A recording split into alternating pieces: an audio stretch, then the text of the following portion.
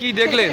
Accident ছিল ভিড় ঘরে গাড়ি পুরো। গাড়িটা কোন দিক থেকে কোন দিকে যাচ্ছিল? নদীতে আসছিল, ঠাকুরনগর থেকে আসছিল, কোন দিকে যাচ্ছিল? গাড়িঘাটায় যাচ্ছিল। মুহূর্তের ভুল, তারপরে সোজা পুকুরে গাড়ি। জলের মধ্যে ভাসতে থাকা 4 চাকার গাড়ি দেখে ছুটে এলেন স্থানীয়রা।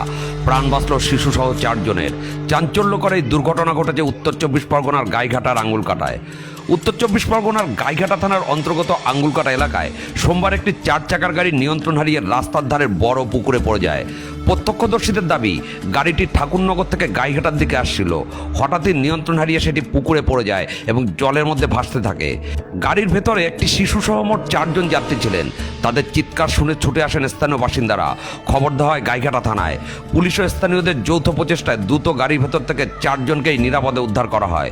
এই ঘটনায় চালক সামান্য আহত হয়েছেন বলে জানা গিয়েছে। উদ্ধার হওয়া গাড়িটি গাইঘাটার চণ্ডীগড় এলাকার বলে স্থানীয় সূত্রে খবর। পরে ক্রেন এনে পুকুর থেকে গাড়িটি তোলা হয়। অল্পের জন্য বড় দুর্ঘটনা এড়ানো সম্ভব হয়েছে। ঘটনাকে কেন্দ্র করে এলাকায় ব্যাপক চাঞ্চল্যের সৃষ্টি হয়েছে।